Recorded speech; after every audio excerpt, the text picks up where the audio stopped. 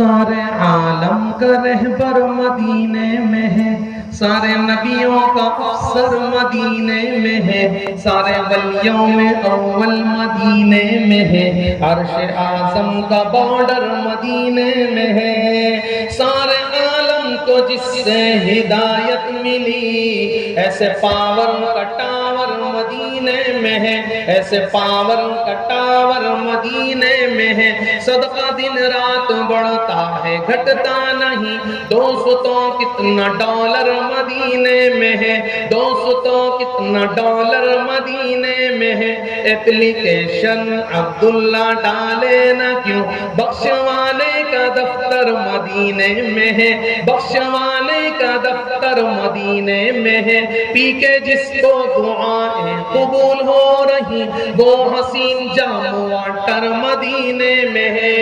آؤ دربار آقا میں مل کر چلے، آؤ دربار آقا میں ہم سب چلے، آؤ دربار آقا میں حضرت چلے، زندگی کا سفینہ مدینے میں ہے،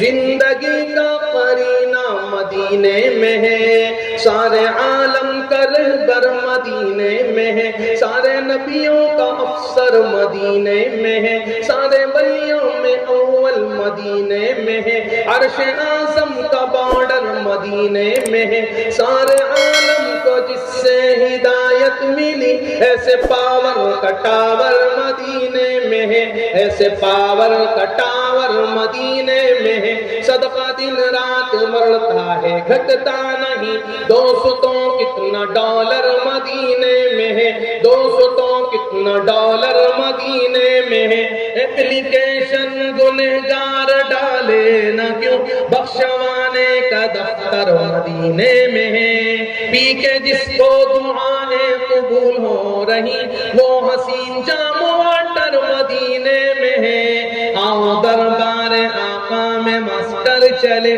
آؤ دربار آقا میں مل کر چلے، آؤ دربار آقا میں ہم سب چلے،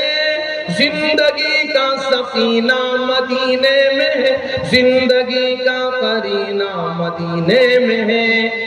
ہم نے اپنے والد محترم سے سنا ہے، نانا جان شیخ الحدیث مولانا زکریا رحمۃ اللہ علیہ جب پہلی مرتبہ مدینہ پاک تشریف لے گئے تو اللہ کے نبی کے روزے کے قریب نہیں گئے، بہت دور بیٹھ کر صلاۃ و سلام پڑھا۔ نانا جان کے خادم نے عرض کیا حضرت مسجد میں اندر تو چلے، حضرت نے جواب دیا کہ میں بہت بے ادب ہوں، بہت بے ادب ہوں، اللہ کے نبی نے 10 سال اس مسجد میں امامت فرمائی ہے، مجھے ڈر ہے کہیں یہ بے ادب مسجد نبوی میں کوئی بے ادبی نہ کر دے۔ باہر آپ نے صلاۃ و سلام پڑھا، باہر نماز ادا فرمائی، نانا جان 1 گھنٹے تک روتے رہے، آہو بکا کرتے رہے۔ نانا جان کو دیکھ کر ایک شخص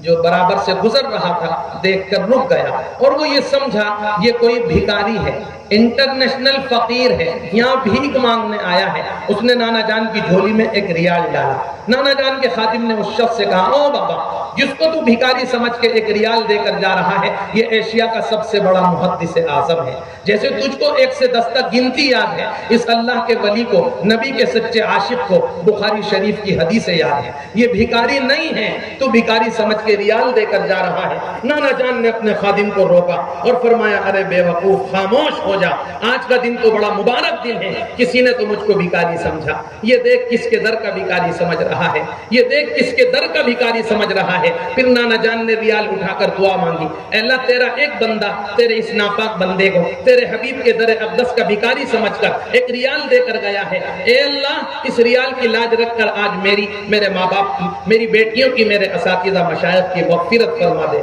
کہو سبحان اللہ۔ پھر ریال لے کر نانا جان ہندوستان تشریف لائے، اپنی بیٹیوں کو دکھایا اور فرمایا، دیکھو تمہارے باپ کو آقا کے روزے کا بھیکاری سمجھ کے یہ ریال ملا ہے، جس کو دیکھ کر اللہ سے مغفرت کی بھیک مانگ لو۔